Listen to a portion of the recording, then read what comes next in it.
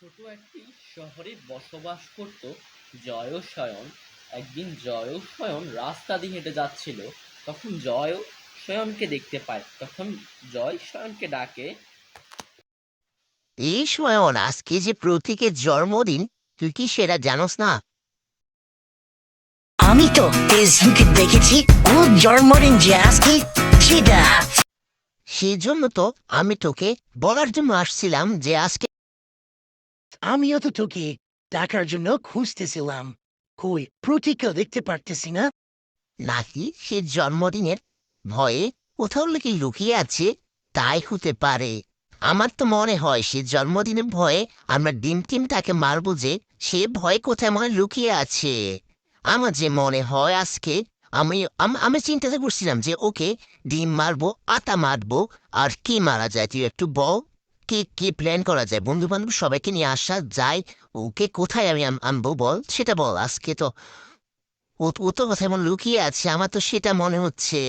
আর ও মনে করছে আমার বন্ধু বান্ধব ওকে ডিম মারবো, চলো আটা মারবো, অন্য কিছু মারবো, সে ভয়ে মনে কোথাও লুকিয়ে আছে, আমার যে এটা মনে হচ্ছে। আর কাউকে তো দেখতে পারতেছি না এখানে দিয়ে।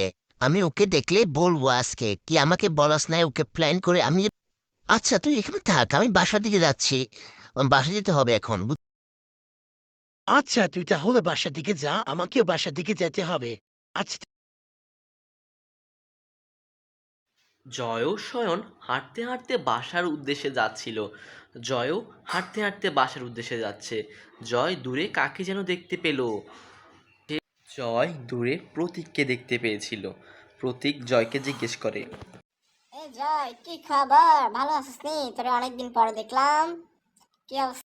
আমার অবস্থা তো ভালো, তোর কি খবর? আমাদের থেকে কোথায় লুকে থাকিস? কোথায় লুকে আসস? কি রে, তুই কি বলস? আমি কেন লুকে থাকবো? আমার কি খাইতে কাজ নাই?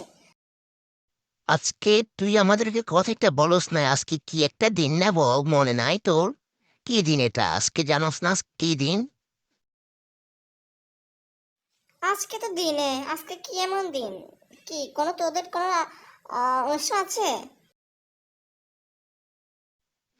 আমাদের অনুষ্ঠান না, তোদের অনুষ্ঠান একটা আছে মনে হয়।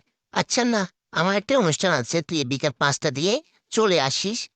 আচ্ছা প্রতীক তুই থাক, আমি বাসার দিকে যাচ্ছি, কেমন?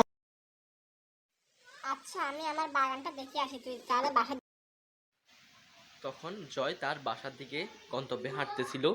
প্রতীকও তার বাগানের দিকে হাঁটতেছিল।